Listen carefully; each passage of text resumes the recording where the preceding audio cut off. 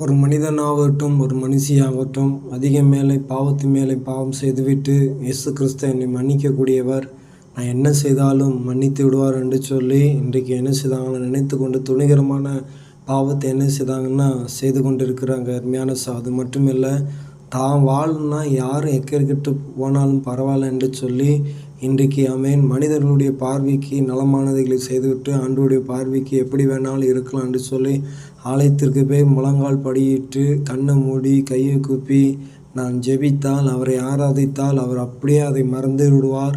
அதை கேட்டு எனக்கு விடுதலை தருவார் என்று சொல்லி, இன்றைக்கு நிறைய பேர் உள்ளத்தில் இப்படிப்பட்ட சிந்தனை உருவாகி கொண்ட அருமையான சகோதர சகோதரிகளே, அப்படிப்பட்ட சிந்தனை உண்டாக வேண்டாம். நாம் ஆண்டவருடைய கோபத்திற்கு ஆளாக வேண்டாம் என்று சொல்லி அவர் எதிர்பார்க்கிறார். அப்படி ஆளாகி கொண்டு இருந்தோம் என்று சொன்னால் அவ்வளவுதான்.